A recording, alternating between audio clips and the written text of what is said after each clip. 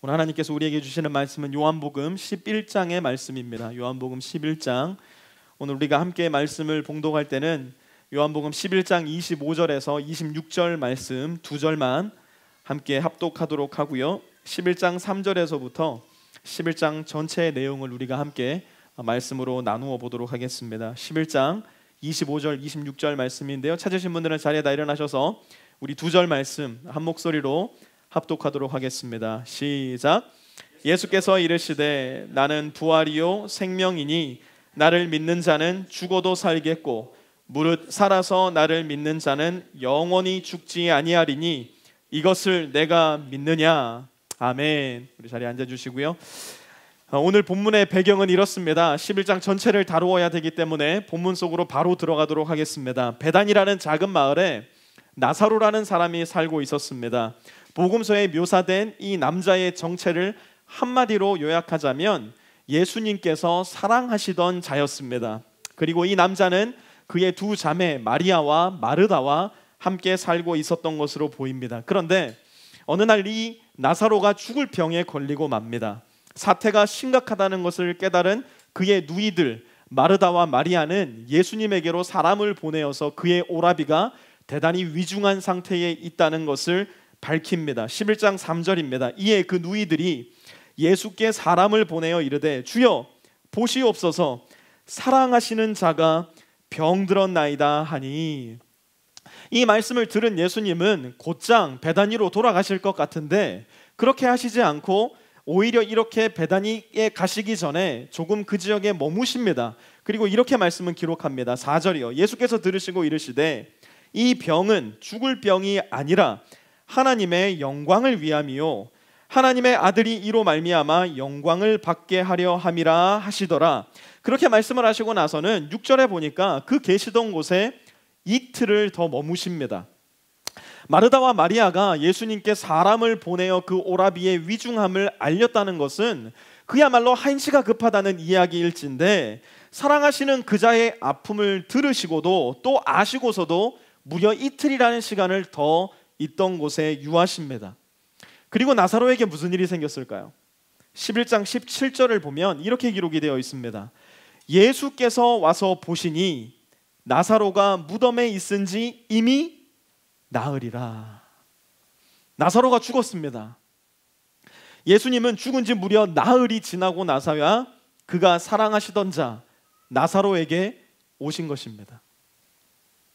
이스라엘의 장례 문화를 살펴보면 우리나라의 전통 장례 문화와 유사한 점이 제법 많다는 것을 알게 됩니다. 지금은 그렇지 않지만 이전에 시골에서 누군가 돌아가시게 되면 거기가 어디든지 간에 꼭 모이는 사람들이 있었습니다. 그들이 누구였냐면 전문 곡인들이었습니다.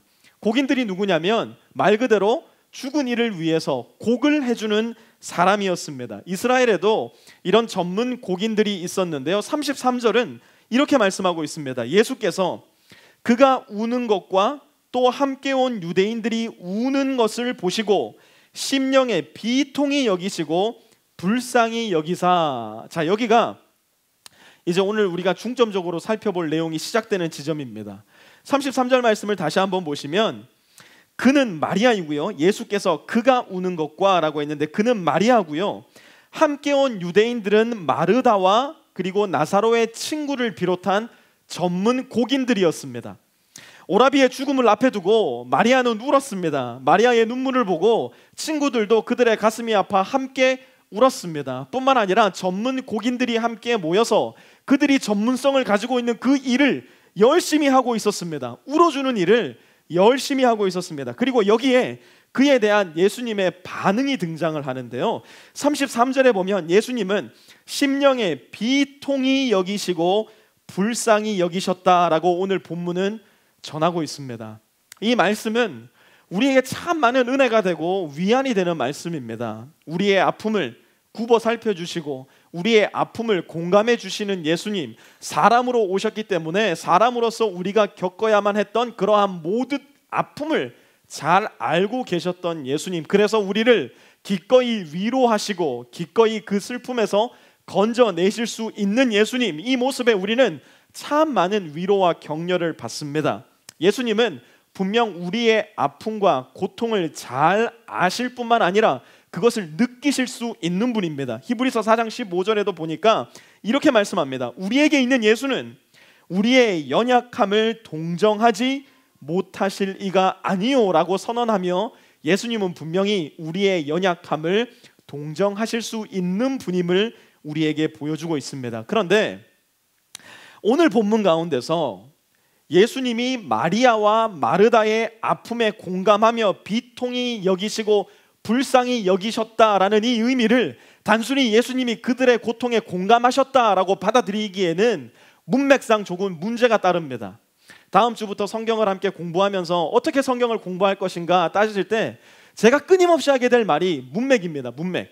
성경은 앞뒤가 있는 말씀입니다. 그래서 그 문맥 안에서 우리가 찾고 있는 그 본문의 의미를 찾아야 되는데요. 오늘도 마찬가지입니다. 문맥상 예수님께서 단순히 마리아와 마르다의 아픔을 슬퍼하셨다, 그들의 아픔을 공감해 주셨다, 여기에 멈추는 것은 이 본문을 제대로 보는 해석은 아닙니다. 이유는 지금 죽음이라는 이 보이지 않는 실체 앞에 서 계신 분이 누구냐면요, 우리처럼 평범한 인간들이 아니라 바로 예수님이시기 때문입니다.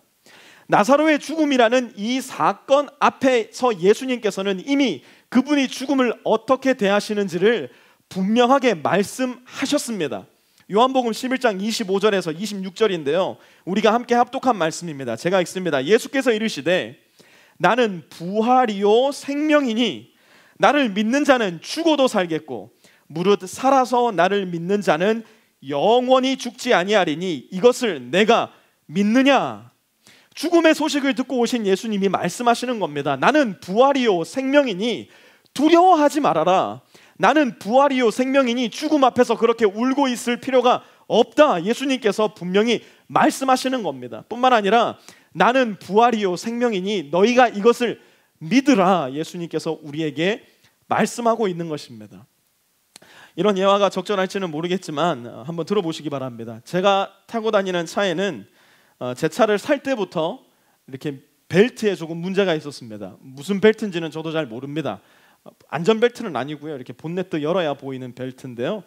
시동을 켤 때마다 차에서 끽끽거리는 소리가 많이 났습니다. 그나마 겨울엔 조금 괜찮은데 여름이 되면 이게 에어컨과 맞닿아 있는 벨트인가 봅니다. 에어컨을 켜면 소리가 너무 크게 나서 에어컨을 잘 켜지를 못했습니다.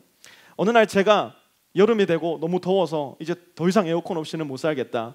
이 벨트를 한번 고쳐보겠다고 오로전에 혼자 가서 새 벨트도 사고 장비를 들고 이 차를 고쳐보겠다고 제 차 앞에 섭니다.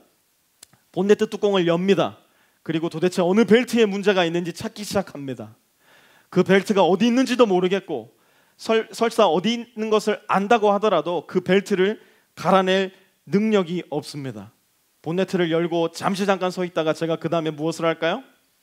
조용히 본네트를 닫고 눈물을 흘리기 시작합니다. 에어컨 없이 나야 되겠구나. 이 텍사스의 여름을 에어컨 없이 살아야 되겠구나. 그때 유유히 우리 조영태 형제가 등장을 합니다. 조영태 형제가 등장을 해서 본네트를 닫고 조용히 울고 있는 저의 어깨를 감싸며 It's alright, brother. I'll help you. 이야기를 합니다. 그리고 제 손에서 차키를 빼앗아서 잠깐 어디로 사라집니다. 그리고 그 다음 날 차를 가지고 오는데요. 더 이상 끽끽 소리가 나지 않는 거예요. 차의 시동을 켜자마자 에어컨을 4단까지 틀어도 차가 멀쩡한 거예요. 밟으면 밟는 대로 나가는 차가 된 거예요. 거기에 더해서 제 차는 거의 쓰레기장 수준이었는데 차가 얼마나 깨끗해져 있는지 완전히 새로운 차가 되어 있는 거예요. 영태 형제는 문제의 차 앞에서 본네트 뚜껑을 열고 매뉴얼을 읽어보면서 저처럼 울지 않습니다. 절망하지 않습니다. 낙담하지 않습니다. 왜요? 영태 형제는 그 차를 어떻게 고치는지 자세히 알고 있으니까요. 정말 그야말로 매뉴얼의 A부터 Z까지 다 알고 있는 전문가가 조영태 형제니까요. 죽어가는 자동차를 살릴 줄 아는 사람은 죽어가는 자동차 앞에서 울지 않습니다. 절망하지 않습니다. 곡하지 않습니다.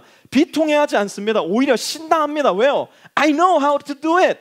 어떻게 차를 살리는지 아니까요. 어떻게 차를 수리하는지 아니까요. 전문가니까요. 그렇다면 죽음 앞에 서 계신 예수님은 죽음을 바라보실 때 어떤 느낌이실까요?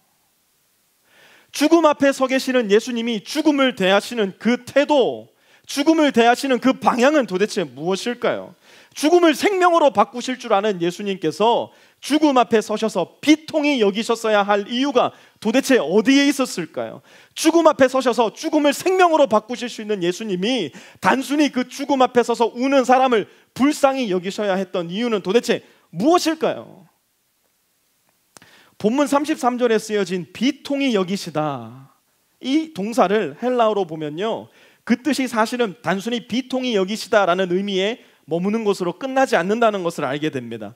비통히 여기시다라는 헬라어 동사는 엠브리마오마이라는 동사가 쓰였는데요, 1세기 당시 엠브로마오마이라는 동사는 전쟁에 나아가는, 전투를 하는 말들의 콧김을 묘사하는데 자주 쓰였던 동사입니다. 화를 내는 사람들, 전쟁을 준비하는 사람들을 묘사할 때 쓰인 단어였습니다. 이어서 불쌍히 여기시다라는 단어에 쓰인 헬라어는 타라소라라는 동사인데요, 이것은 불쌍히 여기다라는 뜻과 더불어서 괴로워하다라는 의미로 쓰인 단어입니다. NIV 성경도 본문 33절을 He was troubled로 번역해 놓았습니다. 대표적으로 요한복음 12장 27절, 예수님께서 겟세마네 동산에서 기도하실 때 이 타라소라라는 동사가 쓰였는데요, 12장 27절은 이렇게 기록되어 있습니다. 지금 내 마음이 괴로우니, 그러니 단순히 불쌍히 여기시다라는 의미가 아니라 마음이 괴로우시다는 얘기예요. 마치 전장에 나갈 때처럼 비통히 여기실 뿐만 아니라 화가 나 계신다는 얘기예요. 그러니까 지금 나사로의 죽음을 마주하고 계신 예수님은 마르다와 마리아의 아픔에 공감해 주시면서 너희가 그렇게 슬퍼하니 나도 슬프구나, 죽음 앞에서 아무것도 할 수 없는 너희의 그 무력감을 나도 느끼는구나, 이걸 말씀하고 계신 게 아니에요. 그래서 비통히 여기신 게 아니에요. 오히려 본문성 예수님은 그분의 마음 깊숙이 분노하고 계세요. 괴로워하고 계세요. NLT 성경은요 33절을 이렇게 번역해 놓았는데요, 한번 잘 보세요. When Jesus saw her weeping and saw the other people wailing with her, 예수님이 다른 사람들이 울고 있는 것을 보셨을 때 어떻게 됐냐면 a deep anger, 여러분이 a deep anger를요 요즘 한국의 청소년들이 쓰는 현대 한국말로 옮기면 뭘 것 같으세요? A deep anger는요 요즘 한국 청소년들이 쓰는 말로는 깊은 빡침입니다. 지금 예수님께서 그 마음 가운데 죽음을 대하실 때 깊은 빡침이 일어나고 있는 거예요. 근데 그 깊은 빡침이 어떻게 됐냐면 welled up 됐대요. 이 welled up을 한국말로 바꾸면 끌어올랐다는 겁니다. 끌어올랐다는 거예요. 어디로부터? Within him, and he was deeply troubled. 예수님께서 죽음을 보실 때 그 안에서 그야말로 깊은 분노가 끌어오르셨다는 거예요. 그렇다면 조금 더 생각을 해봅시다. 왜 예수님은 죽음을 앞에 놓고 이렇게 깊은 분노를 느끼셨을까요? 왜 예수님은 죽음을 앞에 놓고 이렇게 분노하셨을까요? 한번 잘 들어보세요. 인간은 원래 죽음을 겪지 않아야 되는 존재였습니다. 창세기 1장 26절에서 27절에 보니까요, 하나님께서는 인간을 지으실 때 대단히 독특하면서도 특별하게 인간을 창조하셨습니다. 모든 다른 피조물들과는 구분되게, 그리고 구별되게 인간을 창조하셨는데요, 그 방법이 이랬어요. 창세기 1장 26절에서 27절요. 하나님이 이르시되 우리의 형상을 따라 우리의 모양대로 우리가 사람을 만들고 그들로 바다의 물고기와 하늘의 새와 가축과 온 땅과 땅에 기는 모든 것을 다스리게 하자 하시고, 하나님이 자기 형상 곧 하나님의 형상대로 사람을 창조하시되 남자와 여자를 창조하시고. 자, 본문을 잘 보세요. 하나님이 인간을 만드실 때 뭐라고 말씀하셨는가? 우리의 형상을 따라 우리의 모양대로 우리가 사람을 만들자. 사실 이 본문은 삼위일체에 대한 말씀을 전할 때 여러분에게 조금 나누어야 되는 말씀이기도 한데요, 오늘 우리가 집중해서 보고자 하는 것은 하나님의 형상과 하나님의 모양대로 저와 여러분이 만들어졌다는 것입니다. 하나님의 형상과 하나님의 모양대로 인간이 만들어졌으니 하나님이 가지고 있는 영원성이라는 것이 우리 인간에게는 본래 있었습니다. 우리 인간은 원래 영원한 하나님과 함께 영원히 살아갈 목적을 가지고 창조된 존재였습니다. 그리고 하나님은 인간에게 모든 것을 다 주신 후에 하나님과 인간 간의 계속한 연합이 이루어지기 위해서는 인간이 하나님을 대할 때에 전적인 순종함이 그 키가 된다는 것을 잘 알고 계셨습니다. 그래서 하나님은 동산 한가운데에 선악과를 심어 놓으시고 선악과의 과실을 통해서 인간이 하나님께 전적인 순종을 하는가 하지 않는 것을 되뇌일 수 있게 하셨습니다.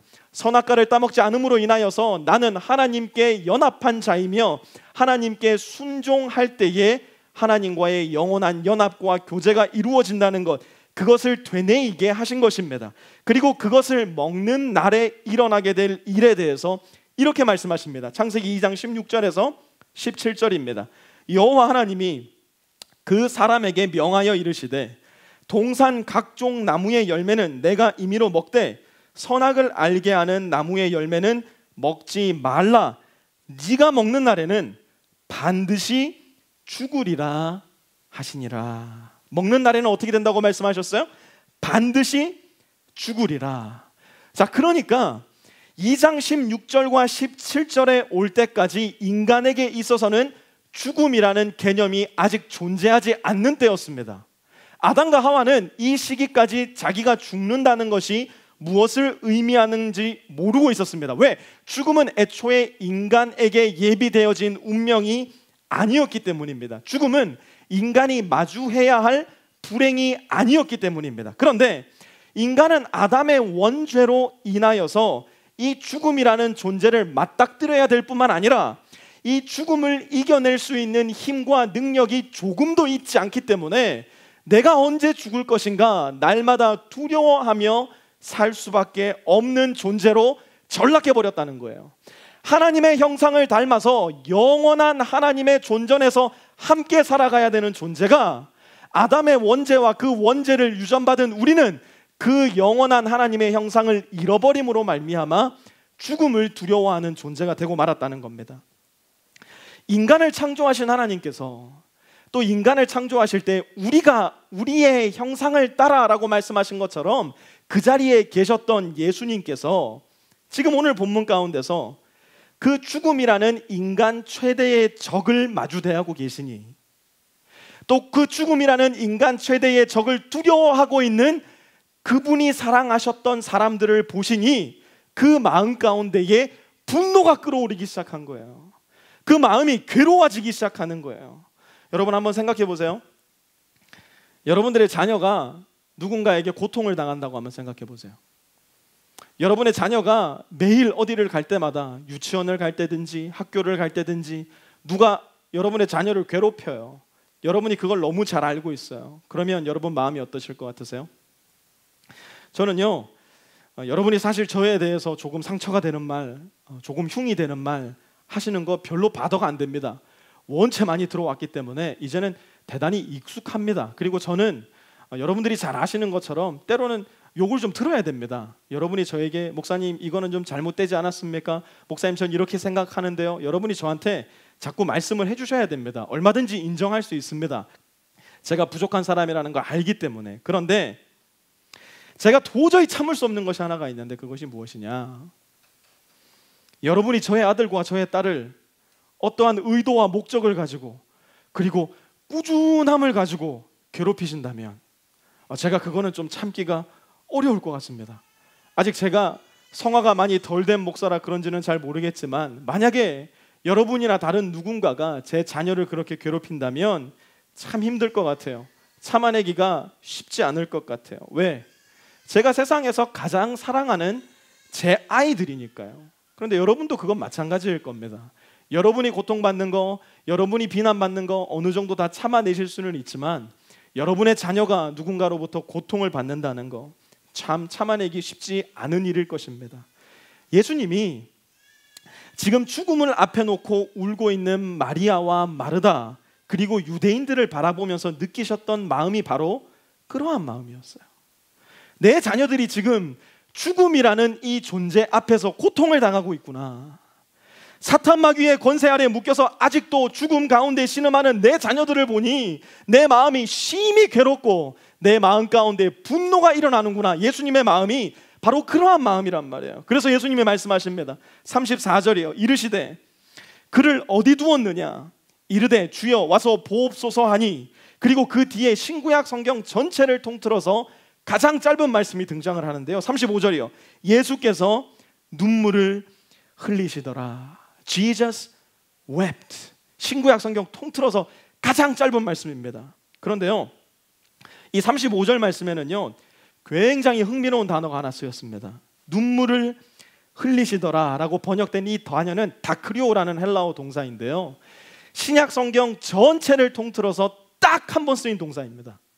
지금 이 본문 35절에서 딱 한 번 쓰인 동사예요. 여러분, 사람이 자기가 흔히 쓰던 말투나 자기가 흔히 쓰던 단어를 쓰지 않고 무언가 평소에 쓰지 않던 단어를 쓰기 시작하면 여러분 무슨 생각이 듭니까?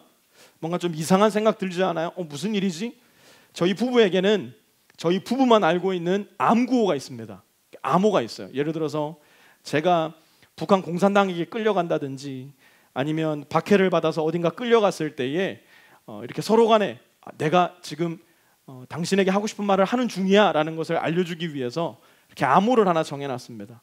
결혼한 지 8년 됐는데 아직 그 암호를 쓸 일은 없었습니다. 어쨌든지 간에 저희 부부간엔 그 암호가 있습니다. 그래서 제 아내는 제가 가끔 안 하던 말을 하거나 안 하던 표현을 쓰면 느닷없이 묻습니다. 암호 되세요? 그럼 제가 이렇게 암호를 댑니다. 왜 그래요? 무슨 일 있어요? 왜 말을 그렇게 해? 저한테 물어보죠. 무언가 큰 잘못을 했구나라고 직감합니다. 무언가 또 좋은 일이 있구나라고 직감을 합니다. 왜요? 제가 쓰던 단어를 쓰지 않고 제가 쓰던 표현법을 쓰지 않고 다른 표현을 쓰니까요. 평소와 다른 단어, 평소와 다른 표현을 쓴다는 것은 일종의 시그널입니다. 내가 지금 무슨 일이 있는 것이다. 내 마음 가운데 무슨 일이 일어나고 있는 것이다. 일종의 시그널을 주는 겁니다. 본문에서 예수님이 눈물을 흘리셨다라는 것을 성령의 감동으로 쓴 요한은요, 요한복음을 읽고 있는 그 당시 사람들에게 이 단어를 통해서 무언가 시그널을 보내고 있는 겁니다. 한 번도 사용하지 않은 단어를 이 본문 가운데서 씀으로 인해서 지금 예수님 마음 가운데 무슨 일이 일어나고 있는지를 보여주고 있는 겁니다. 생명의 주요, 부활의 주요 하나님의 본체 되신 예수 그리스도가 지금 여기에 와 있음에도, 예수님이 그 자리에 있음에도 불구하고 예수님이 누구신 줄 조금도 알아보지 못하는 사람들을 향해서 예수님이 느꼈던 그 비통한 마음, 하나님 아버지가 느끼셨던 그 슬프고 분노에 찬 마음, 심지어 그가 그토록 사랑하셨던 마리아와 마르다조차도 예수님의 본질을 깨닫지 못함으로 인하여 죽음 앞에 울고 있는 그들을 향해서 우는 예수님의 모습이 지금 이 본문 가운데는 기록되어 있는 것입니다.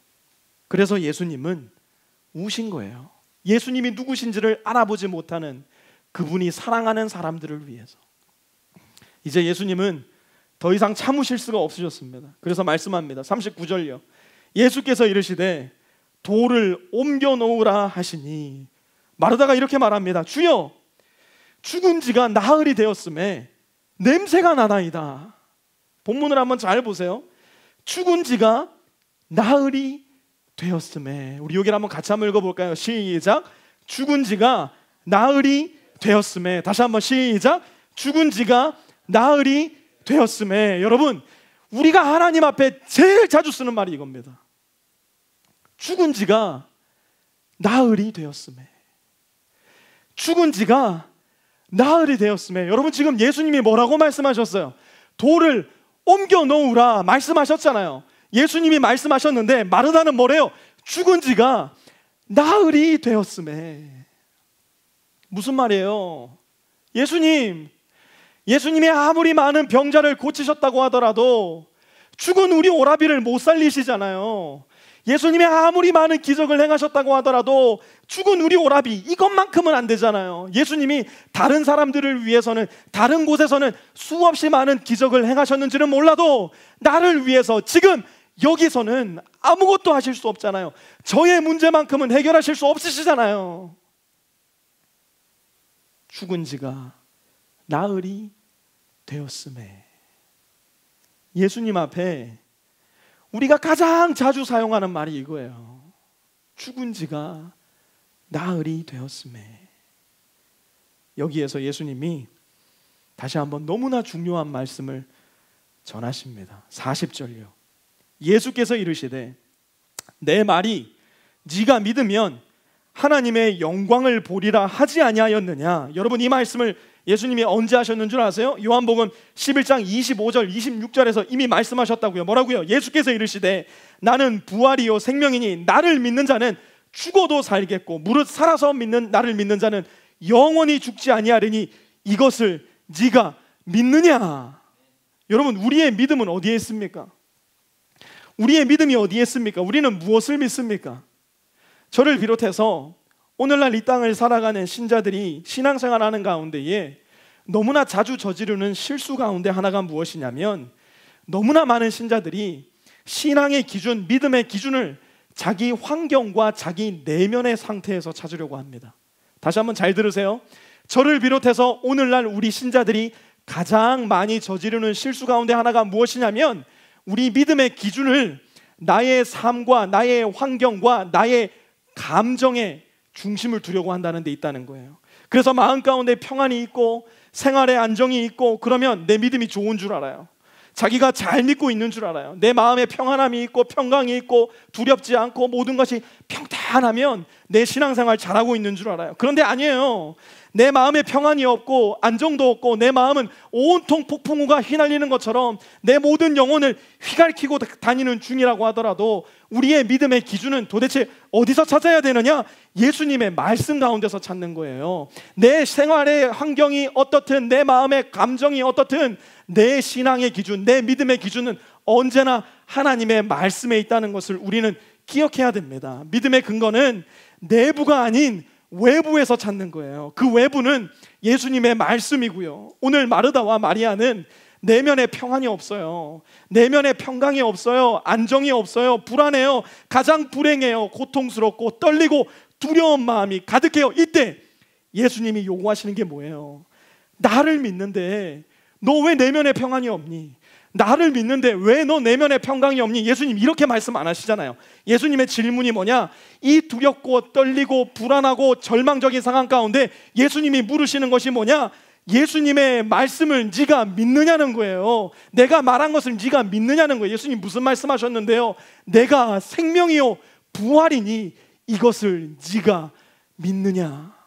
예수님은 우리에게 그분의 말씀에 우리 믿음의 근거를 둘 것을 요구하시는 거예요. 예수님의 말씀을 믿을 때, 예수님의 말씀에 나의 믿음의 기초를 놓을 때에 이미 나흘이 지났음에, 이 말은 우리 입술에서 사라지는 거예요. 예수님의 말씀에 내 신앙의 기준을 놓을 때에 더 이상 내 환경과 내 내면의 상태를 보는 것이 아니라 그 어떤 상황에서라도 예수님의 말씀에 나의 두 눈과 마음을 고정시키기 시작할 때 이미 나흘이 지났음에, 이 고백은 우리 입술과 마음에서 떠나가는 겁니다. 그때 돌은 옮겨집니다. 41절요. 돌을 옮겨 놓으니. 여러분, 예수님을 믿는다는 것은 많은 경우에, 대부분의 경우에 나의 상식과 나의 고정관념과 지식과 생각을 뛰어넘는 경우가 많다는 거 여러분도 경험해 보셨잖아요. 이렇게 하면 안 될 것 같은데, 이번 경우만큼은 내 생각이 맞을 것 같은데, 아무도 그렇게 하지 않는데 예수님은 자꾸만 우리한테 돌을 옮기라 그러시잖아요. 지금 돌 옮기면 안 되는 상황인데, 지금 순종해서 돌을 옮겼다가는 다 죽게 생겼는데, 그때도 예수님은 돌을 옮기라고 말씀하시잖아요. 예수님이 돌을 직접 옮기실 능력이 없으셔서 우리에게 돌을 옮기라고 요구하시나요? 아니요. 예수님을 믿는 믿음의 삶이 자동차라고 생각을 해봅시다. 그리고 예수님이 운전석에 앉아있다고 생각해 봅시다. 그러면 예수님과 함께 나의 믿음의 삶이 시작되는 순간은 언제냐? 나의 순종이라는 연료를 믿음이라는 차에 집어넣을 때, 그때에서야 예수님께서 운전을 시작하시는 거예요. 예수님 왜 내 삶에 행하지 않으십니까? 왜 내 신앙생활에는 아무런 일도 일어나지 않습니까? 왜 내 믿음 생활에는 그 어떠한 기적도 일어나지 않는 겁니까? 여러분, 기적에 여러분의 마음을 두기 전에 여러분의 일상의 삶 속에 예수 그리스도의 말씀을 순종하는 그 순종의 고백이 있는지, 이미 나흘이 지났습니다, 이게 아니라 돌을 옮겨놓는 순종의 고백이 있는지 우리는 먼저 살펴보아야 합니다. 순종의 연료를 집어넣으니까 어떻게 됐나요? 예수님의 엑셀레이터 발에 대시고 운전대를 잡으시고 운전을 시작하는 겁니다. 예수님이 운전을 시작하셔야 그때 기적은 일어나는 겁니다. 43절 한번 보세요. 이 말씀을 하시고 큰 소리로 나사로야 나오라 부르시니 죽어서 무덤에 4일이 묻혀있었던 사람이 이제는 썩어서 썩은 냄새가 그 무덤 가운데서 나는 그 사람에게, 그 시체에게 예수님이 이름을 불러서 말씀하세요. 나사로야 나오라. 여러분 지금 나사로가 죽었습니까? 살았습니까? 나사로는 죽었습니다. 확실히 죽었습니다. 유대인의 장례 절차에 따라서 죽은 지 3일째 되는 날에 유가족들은 돌을 열고 무덤 안에 들어갑니다. 왜요? 가끔 죽었는 줄 알았는데 살아나는 경우가 있었거든요. 그래서 3일이 지났을 때 돌무덤을 굴리고 유가족들은 무덤에 들어가서 정말 그 사람이 죽었는지 확인하는 절차를 가졌습니다. 이미 나흘이 지났음에 이 말은요, 어제 저희 오라비 돌아가신 거 확실히 봤습니다. 예수님이 이 의미입니다. 이제는 나흘이 지나서 어제 들어갔을 때 이미 썩은 냄새가 나기 시작했습니다. 이 이야기입니다. 그런데 그 죽은 자에게 예수님은 뭐라고 말씀하세요? 나사로야 나오라. 이름을 불러서 말씀하시잖아요. 왜 이름을 부르셨나요? 나사로의 죽음을 슬퍼하시려고요? 그 죽음을 곡하시기 위해서요? 아이고 내 사랑하는 나사로야, 네가 이렇게 죽어버렸구나 곡하시려고 나사로를 부르셨나요? 아니에요. 나사로야 나오라 부르셨을 때에 무슨 일이 일어났는가? 44절 죽은 자가 수족을 배로 동인 채로 나오는데 그 얼굴은 수건에 쌓였더라. 죽은 모습 그대로, 장례의 절차를 거치고 있었던 그 모습 그대로 나사로가 걸어 나옵니다. 수족을 배에 동인 채로 얼굴은 수건에 싼 채로 나사로가 죽음 가운데서, 무덤 가운데서 걸어 나오는 겁니다. 초대 교부 중 여러분도 이름을 들어보셨겠지만 어거스틴이라는 유명한 교부가 있었습니다. 이 교부는 이 본문을 놓고 이렇게 말씀을 전했습니다. 만약 예수님이 나사로의 이름을 크게 부르지 않으셨다면 모든 죽은 자가 걸어 일어나왔을 것이다. 그러므로 예수님은 나사로의 이름을 크게 부르셔야만 하셨다. 사랑하는 프리스코 세미한 교회 성도 여러분, 예수님이 말씀하셨어요. 나는 부활이요 생명이니 나를 믿는 자는 죽어도 살겠고 무릇 살아서 나를 믿는 자는 영원히 살리니 이것을 내가 믿느냐? 예수님은 부활이십니다. 그것을 예수님은 그분이 무덤 돌을 굴리고 직접 살아나오심으로 인하여 증명하셨습니다. 또한 예수님은 생명이십니다. 죽은 나사로에게 생명을 주심으로 또 저와 여러분에게 역사 가운데 수없이 많은 신자들에게 생명을 주심으로 인하여 본인의 생명 되심을 스스로 증명하셨습니다. 그리고 우리에게는 여전히 예수 그리스도의 생명이 필요합니다. 여러분 기억하십시오. 아담의 원죄로 말미암아 우리는 이미 죽은 자들이 되었습니다. 우리는 이미 죽어서 더 이상 생명이 없는 존재가 되었습니다. 아니 목사님도 살아있고 지금 우리도 살아있고 저 바깥에 예수 믿지 않는 자들도 다 멀쩡히 살아서 걸어다니는데 우리가 죽었다는 게 도대체 무슨 말입니까 목사님? 이런 질문 하고 싶으신 분도 있으실 겁니다. 제가 지금 이야기하는 그 생명은 우리가 생각하는 그 생명과는 조금 차원이 다른 생명입니다. 이번 주 가정 예배에도 제가 적어드렸던 예화 중에 하나인데요, 우리가 H마트 가면 생선을 고르지 않습니까? 주로 고등어와 갈치와 뭐 이런 것들을 사 먹지 않습니까? 그런데 여러분들은 거기 누워있는 고등어, 얼음 위에 누워있는 고등어 중에 어떻게 생긴 녀석들을 고르십니까? 될 수 있으면 조금이라도 더 싱싱해 보이는 녀석, 살아있는 것처럼 싱싱해 보이는 녀석들을 우리가 고르지 않습니까? 그런데 가만히 생각해 보면 이 싱싱이라는 단어와 죽어있는 고등어는 잘 어울리지가 않는 말입니다. 싱싱하다는 말은 주로 생명을 묘사할 때 쓰이는 말인데 아무리 얼음판 위에 고등어가 살아있는 것처럼 보인다 한들 그 고등어는 이미 죽은 고등어입니다. 아무리 싱싱하다고 한들 이 고등어 이미 죽었다고요.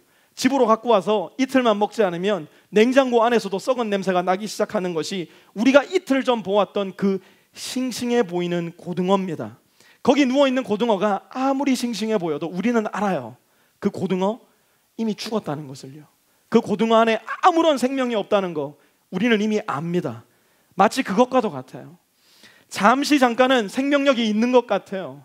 잠시 잠깐 이 땅에 사는 동안은 생기가 있는 것 같아요. 이 땅을 살아가는 100년의 인생, 우리가 살아가는 인생 100년 인생이라고 이야기를 하는데 100년의 인생 동안에는 생명이 있는 것처럼 보여요. 그러나 그 100년이라는 시간을 마치 우리가 이틀 있다가 지나버리면 썩어버리는 고등어를 보듯이 100년이라는 인생을 영원이라는 시간을 가지고 계신 하나님이 보셨을 때는 과연 그 안에 생명이 있다고 말을 할 수가 있을까요?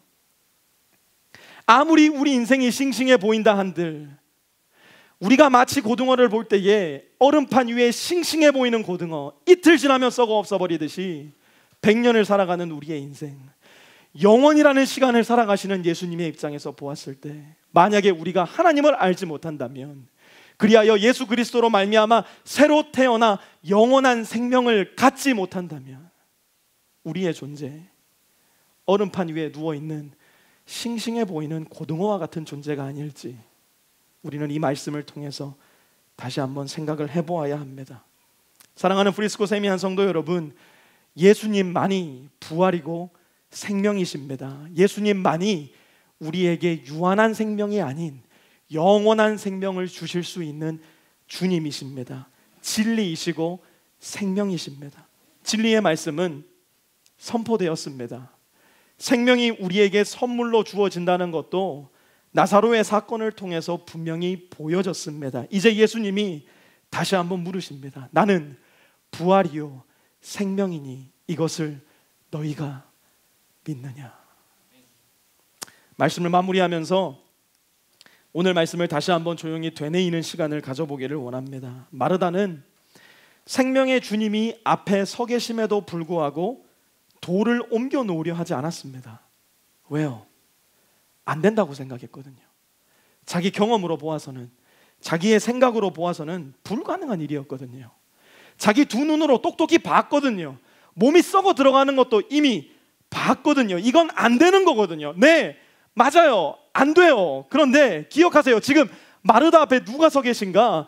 생명의 주님께서, 부활의 주님께서 서 계신다는 사실 우리는 기억해야 됩니다. 우리는 사실 이러한 말씀을 핑계 삼아서 이렇게 말하고 싶을 때가 많이 있습니다. 목사님, 만약 그때 마르다 앞에 계셨던 예수님처럼 제 앞에 예수님이 서 계시기만 한다면 예수님 믿는 거 참 쉬울 것 같아요. 2000년 전에 예수님이 이 땅에 계셨던 것처럼 예수님이 내 앞에 서 계시기만 한다면 예수님 믿는 거 아무런 어려움도 없을 것 같아요. 그런데 여러분 그거 아세요? 지금 그렇게 얘기하고 있는 우리 앞에 예수님은 서 계신다고 이미 말씀하셨다는 사실을요. 우리는 그 말씀을 기억해야 되는데요. 예수님은 우리에게 이렇게 말씀하세요. 요한계시록 3장 20절, 볼지어다 내가 문 밖에 서서 두드리노니 누구든지 내 음성을 듣고 문을 열면 내가 그에게로 들어가 그와 더불어 먹고 그는 나와 더불어 먹으리라. 아멘. 지금 이미 예수님은 우리 앞에 서 계세요. 예수님과 나 사이를 가로막고 있는 그 돌을 이제는 옮겨 놓아야 할 때가 됐어요. 그 돌을 이제는 굴려버려야 될 때가 됐어요. 나는 예수님 못 만나. 내가 해봐서 알아요. 중고등학교 다닐 때 얼마나 열심히 학생회 생활했는지 모르시죠, 목사님? 제가 대학 다닐 때요, 선교단체 가입해서 얼마나 열심히 했는지 모르시죠? 직장에서 신우회 다 해봤는데요, 살다 보니까 예수님 안 계시던데요, 예수님 만나지지 않던데요. 어쩌면 예수님은 우리가 안 된다라고 얘기하는 그 순간마다 우리 앞에 서 계셨을지도 몰라요. 중학교 그 시절, 대학 다니던 그 시절, 직장생활 가운데 만났던 그 무심코 지나갔던 대화들 속에 예수님은 이미 우리 문 앞에서 문을 두드리고 계셨을지도 몰라요. 오늘 한번 예수님께 말씀드려 보시기를 바라요. 예수님, 제가 제 마음의 문을 엽니다. 제 마음 문 앞에 그토록 무겁게 가로막혀 있었던 그 돌을 오늘 제가 굴려놓기를 원합니다. 내 삶 가운데 들어오셔서 나와 더불어 먹고 나와 더불어 마시는 그 놀라운 기적이 내 삶 가운데 일어나게 해주십시오. 뿐만 아니라 우리 안에 꼭꼭 싸매어 두어서 그 누구에게도 이야기하지 않았던, 그 누구에게도 보여주고 싶지 않은, 그 누구에게도 나눌 수 없는, 그래서 너무 꼭꼭 싸매고 있어서 이제는 나흘이 지났음에 그 안에서 썩은 냄새까지 진동하고 있는, 예수님에게도 보여주고 싶지 않은 여러분들의 삶의 문제, 내 삶의 죄, 그 돌을 굴려 놓으셔야 돼요. 예수님은 죽음을 마주하셨어요. 그리고 그 죽음을 생명으로 바꾸어 놓으셨어요. 우리의 죄악, 우리 마음의 문제들, 우리 마음의 수치, 우리 마음 가운데 사라지지 않는 그 미움과 증오 바꾸실 수 있어요. 언제요? 이미 나흘이 지났습니다. 예수님, 이렇게 이야기하는 것이 아니라 내 마음 문을 가로막고 있는 그 수치의 돌을 굴려 놓을 때, 증오의 돌을 굴려 놓을 때, 죄악의 돌을 굴려 놓을 때. 요한일서 1장 9절에는 이렇게 말씀하셨어요. 만일 우리가 우리 죄를 자백하면 그는 미쁘시고 의로우사 우리 죄를 사하시며 우리를 모든 불의에서 깨끗하게 하실 것이요. 사랑하는 프리스코 세미한 성도 여러분, 오늘 여러분을 죽게 만드는 그 죄악의 돌 굴려 놓으세요. 여러분을 썩게 만드는 그 죄의 돌을 굴려 놓으세요. 미움의 돌, 고통의 돌, 정죄의 돌, 분노의 돌, 여러분 마음 가운데 그 누구에게도 한 번도 보여주지 않았던, 예수님에게도 고백하지 않았던 그 돌을 주님 앞에 굴려 놓으세요. 오늘 말씀 기준으로 하여서 예수님은 우리 마음의 돌을 굴려 놓을 때에 자유함을 주세요. 생명을 주세요. 부활을 주세요. 내 영혼 가운데에 그야말로 찐득찐득하게 붙어있는 그 모든 죄악의 퇴적물들, 썩은 냄새가 진동하는 그 죄, 우리가 돌을 굴려놓고 주님께 고백할 때 주는 미쁘시고 의로우사 우리를 다시 의롭게 만드실 겁니다. 2000년 전 마리아와 마르다에게 말씀하셨던 주님께서 오늘 이 시간 저와 여러분에게 똑같이 물으십니다. 나는 부활이요 생명이니 이것을 너희가 믿느냐? 이 예수님의 말씀에 나의 온 마음과 정성과 힘을 다해서 아멘 예수님, 예수님이 부활이요 생명이심을 내가 믿습니다 고백할 수 있는 저와 여러분 되시기를 우리 주 예수 그리스도의 이름으로 축원합니다. 우리 시간 오늘 말씀을 기억하시면서 조용히 주님 앞에 기도하는 시간을 갖기 원하는데요, 주님 앞에 물으십시오. 주님, 오늘 이 말씀을 통해서 저에게 무슨 말씀을 하시고자 하십니까? 오늘 이 말씀을 통해서 주님께서 제 마음 가운데 전하시고자 하는 메시지는 무엇입니까? 오늘 이 말씀을 통해서 주님께서 제 삶에 어떤 변화를 요구하십니까? 이 말씀을 통해서 주님은 나의 생각이 어떻게 바뀌시기를 원하십니까? 주님 앞에 조용히 물으시는 시간, 이 시간 함께 가지시기를 바랍니다.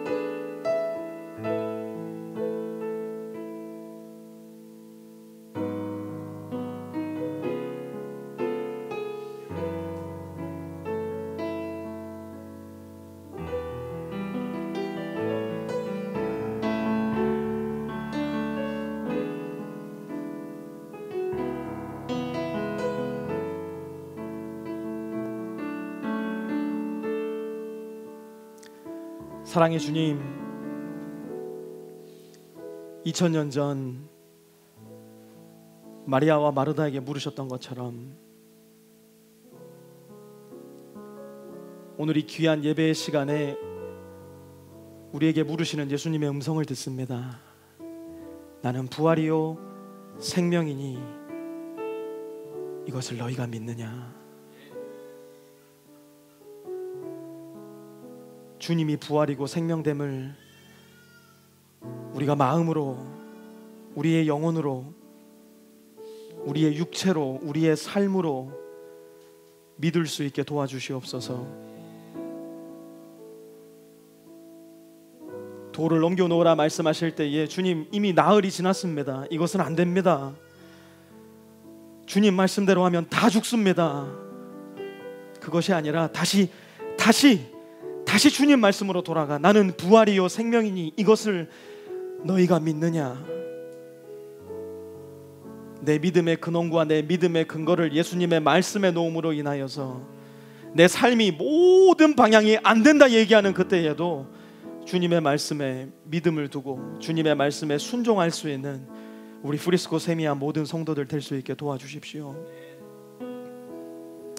여전히 우리 삶에는 죽음과도 같은, 죽음보다 더 지독하게 우리를 괴롭히는 마음의 근심, 마음의 걱정, 고통, 마음에 끊이지 않고 올라오는 미움, 증오가 있는지도 모르겠습니다.